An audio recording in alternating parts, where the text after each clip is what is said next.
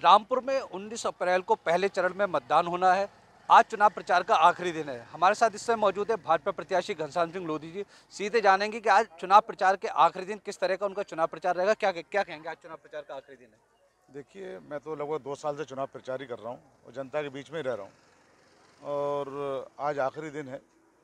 आज मैं निकल रहा हूँ जनता के बीच में, क्योंकि 5 बजे तक का समय है। लेकिन जनता एक तरफा भाजपा को वोट कर रही है रामपुर में।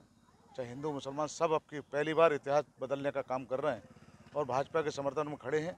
और यहाँ से भारी मतों से कमल खिलाकर वो है ना 19 तारीख को दिखाएंगे, क्योंकि पहली बार ऐसा माहौल देखने को मिला है कि किसी वर्ग का आदमी हो आज भारतीय जनता पार्टी के साथ खड़ा है। अच्छा, क्या कहेंगे, समाजवादी पार्टी से मौलाना नदवी चुनाव प्रचार में है।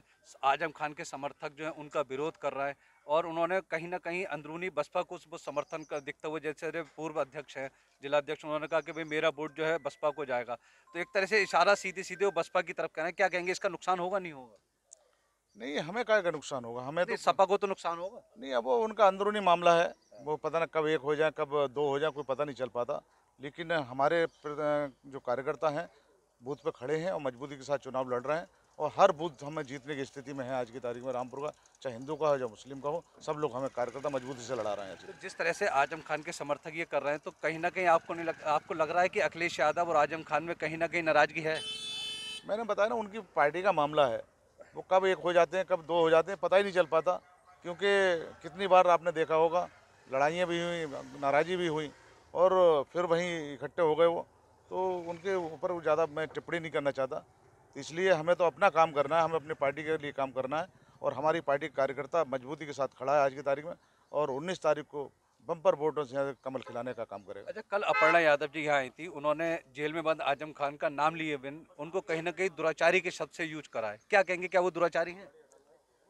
देखिए, वो अब उन्होंने, मैंने तो नहीं सुना, आपने सुना हो तो अलग बात है। प्रचार तो आप ही का करने आई थी। नहीं, प्रचार करने आई हूँ लेकिन मैंने नहीं सुना, मैंने ना देखी बाइट देखी उनकी, क्योंकि मैं उस समय जब बाइट दे रहे थे मैं नहीं था वहाँ पर। लेकिन अब उनकी नज़रों में कौन क्या रहा है मैं दूसरे की नज़रों में नहीं कह सकता कुछ। अच्छा, आपके क्या मुद्दे रहेंगे? मेरा भी एक ही मुद्दा है, विकास का। और मैं चाहता हूँ सर्व समाज का विकास हो और सबका, हम जब मैं रामपुर में सांसद बनूँ तो सबका काम करूँ। अच्छा, आप पहले समाजवादी में भी रहे। आपका टिकट जो था हवाई जहाज से, हेलीकॉप्टर से आजम खान ने मंगवाया था।